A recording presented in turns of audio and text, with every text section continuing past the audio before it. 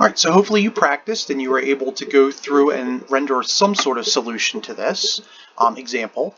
A college wishes to determine if the number of students that are declared science majors is significantly different each semester.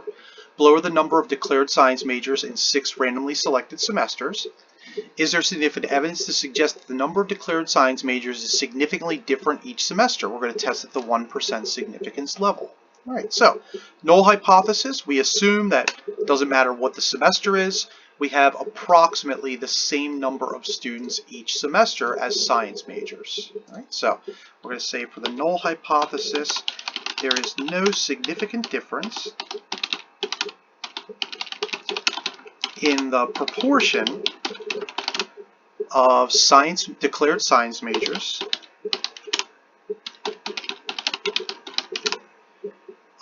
each semester. Okay. And then of course the alternative would be that there is a significant difference in the proportion of declared science majors each semester. Okay, so we would say that there is a significant difference. Okay. All right. Next thing we're going to do, we're going to start collecting up our variables just like we did last time.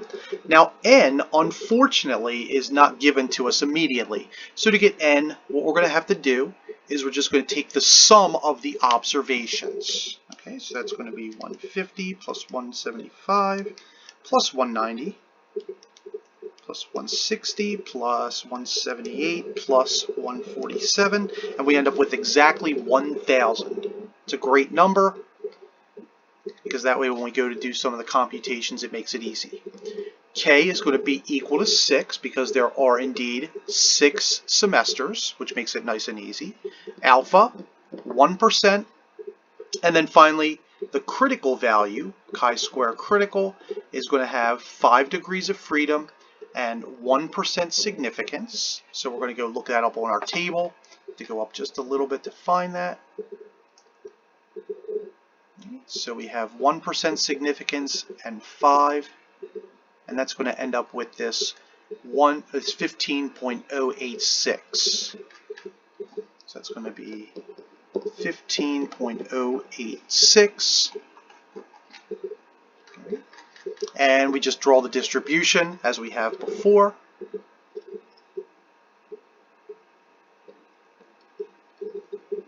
And 15.086 is the cutoff. Remember, range of values is going to be 0 to infinity. All right. So now what we're going to do is we're going to go ahead and we are going to construct what the test value is. Now remember, for the test value, first thing we have to do is we have to copy down all of the observed values. All right. So we're going to go back up, and our observed values, I'm going to copy this table just to make it a little bit easier so I don't have to keep hunting back and forth. In fact, what I'll do is I'll just do it up here. Make it nice and easy for myself. Alright, so observed values are going to be 150, 175, 190, 160, 178, and then 147. All right, now remember, to get the expected value is n divided by k. All right, so the expected, which is n over k, is going to be 1,000, and unfortunately there's 6 categories, so 1,000 over 6 is not going to be the nicest number. It's 166.67. Alright, so unfortunately now the numbers are going to be a little bit ugly when we go to compute them. It's not too terrible. And remember, since we expect all of them to have about the same frequency, all of the e's are going to be 166.67. Alright, so next column, observed minus expected. So we're going to stick that in our calculators. So this first one, negative 16.67. The second one is going to be, I believe it's going to be 8.33, but I'll check that just to make sure. 8.33, and then 190 minus 166.67, 23.33, and then this is going to be negative 6.67, 178 minus 166.67, 1113, or 1133, excuse me. And then finally 147 minus 166.67, negative 19.67. All right. All right, next column, O minus E square. All right, so again, not so nice numbers. Again, every time you square it, it's going to become positive. All right, so 277.89. And then 69.39.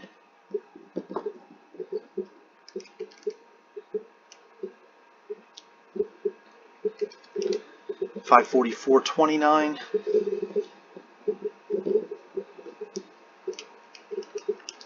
44.49.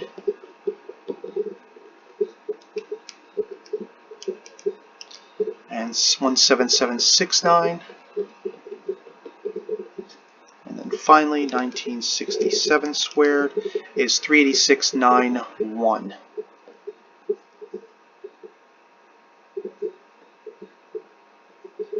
All right.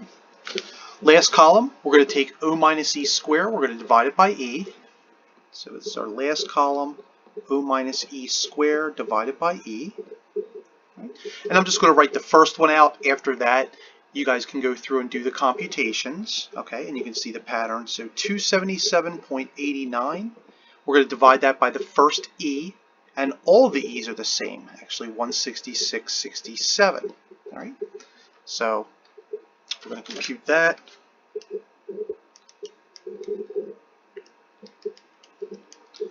So we get 1.667. And I'm just going to go right down the list and get the other 5. So bear with me as I do this. So 69, 39, and then 544.29, 44.49. All right, so I just got those 3. So we have 0.416. And then we have 3.266. And then I have 0.2669.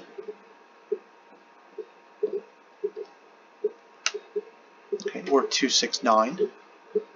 Or 267, excuse me. That way we just have to go out to 3 decimal places.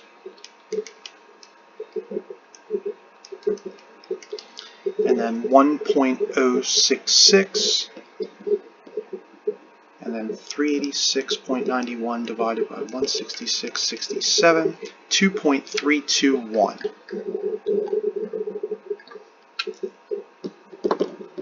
All right, and then the last thing we do is we just get the sum of all those numbers. Okay, so again, please check just to make sure that I'm not doing anything wrong. If I do something wrong, make sure you email me so that way I can fix that.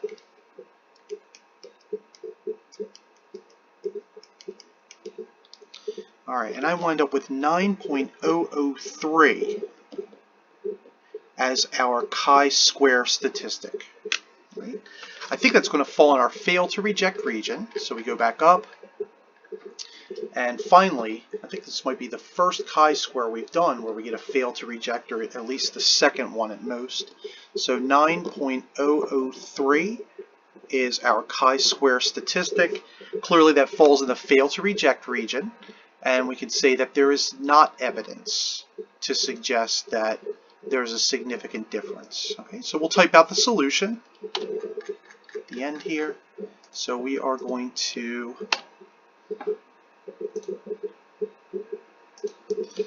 say that since the test value falls in the fail to reject region, we fail to reject the null hypothesis.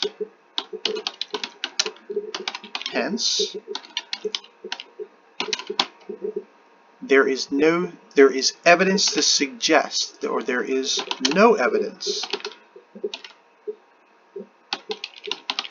to suggest that there is a significant difference in the proportion of declared science majors each semester. All right. So make sure you're okay with these two examples of the chi-square test of goodness of fit, and then when you go on, that's where we're going to do something called a test for independence. All right, so go back if you made any errors or anything like that, just to make sure you're good before moving on.